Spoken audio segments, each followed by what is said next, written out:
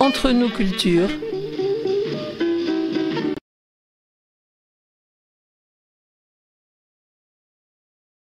Un jour, bientôt peut-être, nous reprendrons la ronde enchantée de notre bonheur. Je ne pense et ne vis que pour toi, pour ton retour, pour ton baiser de retour. Simone.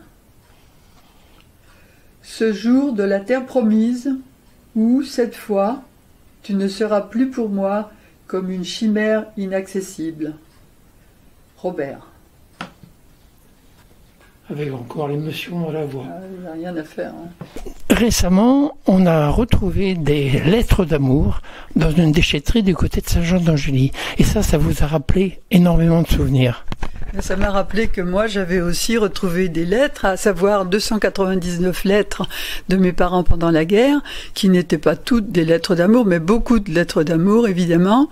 Et donc, j'ai pris contact avec la journaliste qui avait sorti cette histoire, et j'ai pris contact après, grâce à elle, à Madame Claudine Hervé, qui est la fille des gens qui ont échangé ces lettres.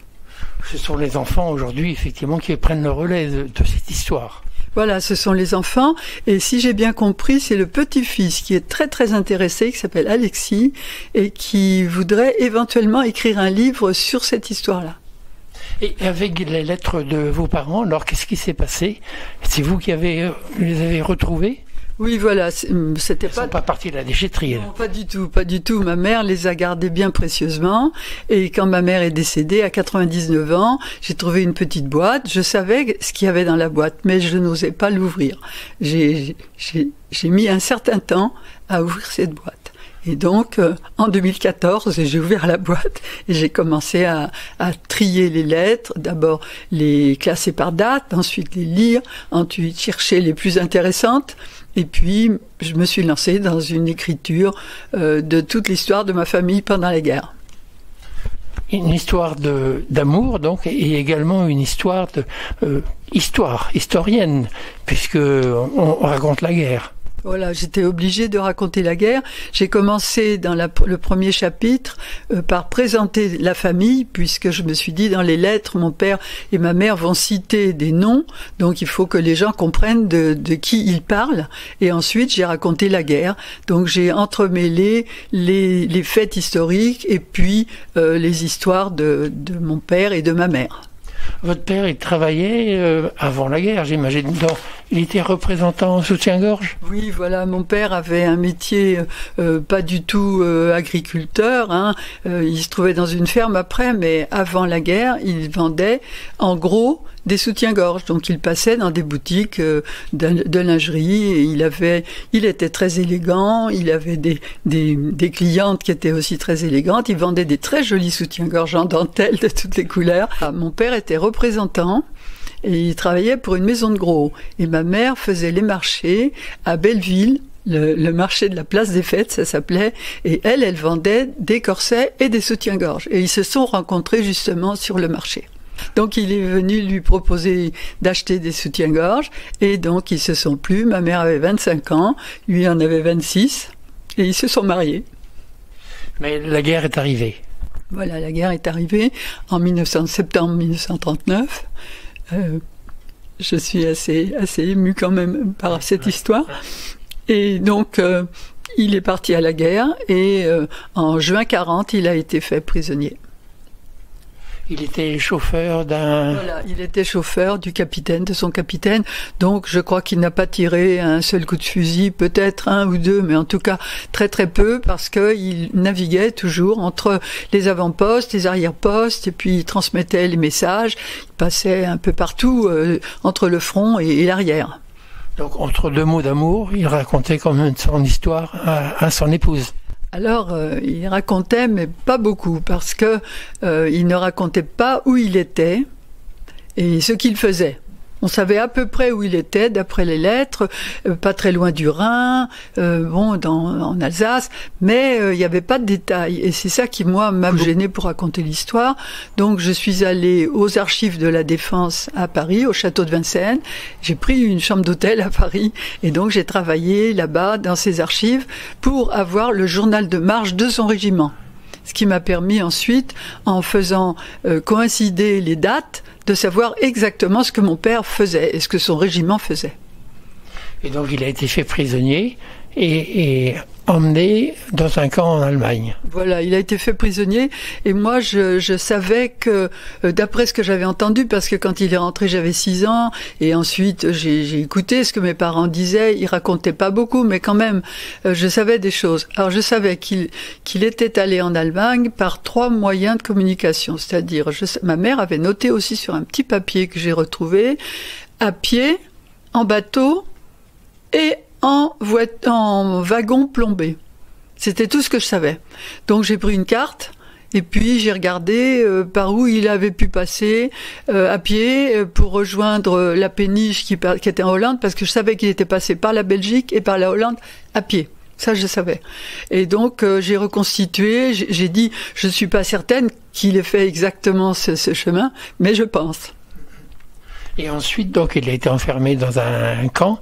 Et ensuite, il est parti travailler dans une ferme. Voilà. C'était pas un agriculteur, c'était pas un paysan, votre père. C'était pas du tout.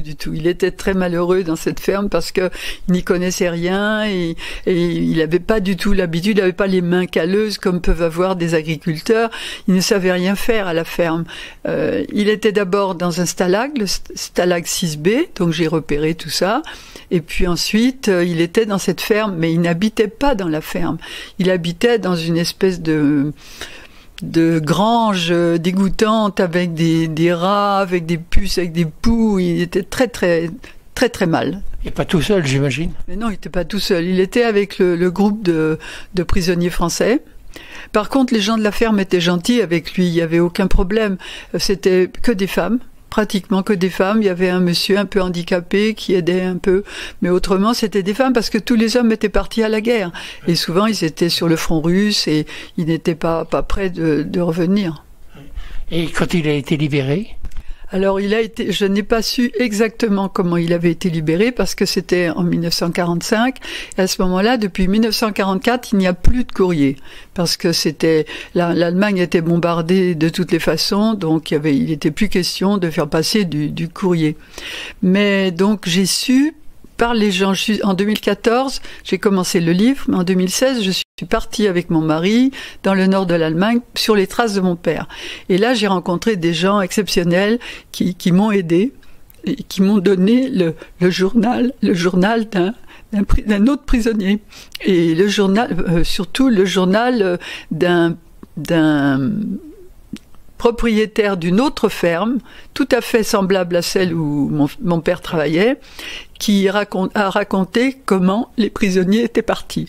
Donc j'ai pensé que mon père, ça devait être à peu près pareil. Il y a encore beaucoup d'émotions. Hein. Bien sûr, bien sûr. Donc des lettres d'amour, mais c'est une histoire d'amour qui se termine pas bien. Ben, c'est une histoire d'amour qui a été, il y a eu des hauts et des bas, c'est-à-dire que quand mon père est rentré, il était complètement transformé. Il était dépressif, il avait du colibacillose, il avait très mal au ventre, il ne digérait rien, son estomac probablement avait rétréci, il ne pouvait presque rien manger. Et ma mère, pendant ce temps-là, pendant la guerre, elle avait appris à conduire, elle avait donc sauvé la Citroën de mon père, puisqu'il fallait la cacher, elle avait tout fait pour la garder, elle l'avait cachée chez un garagiste, ils avaient démonté les roues, ils avaient trafiqué le compteur, parce que quand les Allemands sont venus pour prendre la voiture, ils ont vu qu'il y avait trop de kilomètres. En fait, c'était pas vrai. La voiture, elle était presque neuve, elle était pleine de poussière. Ils avaient mis des papiers par-dessus. Donc, quand mon père est rentré, ma mère a voulu continuer à conduire, parce que elle avait appris à conduire pendant la guerre pour sauver la voiture, justement pour la ramener à Paris. Et là, il a pas voulu. Et là, donc, il a montré son côté machiste. Et moi, je me souviens de ma mère qui était désolée. Elle n'avait plus le droit de toucher à cette voiture. Et c'est un peu d'elle que vous détenez ces engagements aujourd'hui envers les femmes? Ben, je pense, oui. De toute façon, d'elle et aussi de ma grand-mère. Ma grand-mère avait... Déjà avec la grand-mère, alors. Oui, mais déjà avec l'arrière-grand-mère. Il y a toute une... ça, c'est une chose que je vais peut-être un jour écrire une filiation de femmes qui était très énergique, parce que ma grand-mère a été seule à l'âge de 50 ans, puisque mon grand-père est décédé, et puis... ensuite, elle a travaillé. Et toujours, ma mère, quand j'étais petite, et ma grand-mère m'ont dit, il faut qu'une femme travaille, il faut qu'elle soit indépendante. Le principal pour une femme, c'est l'indépendance. La liberté et l'indépendance. J'ai pensé raconter l'histoire de ces femmes parce que vraiment, c'était des femmes formidables. Nicole Jeanton-Marino, merci beaucoup pour tous ces souvenirs et ces émotions. Merci à vous, merci beaucoup. Donc, les lettres d'espoir de Nicole Jeanton-Marino. Voilà, les lettres de l'espoir. Les lettres de l'espoir. De l'espoir, parce que c'est grâce aux lettres de ma mère que mon père a gardé l'espoir. Autrement, il était désespéré d'être enfermé comme ça, loin de sa famille. Merci beaucoup. Entre nous cultures,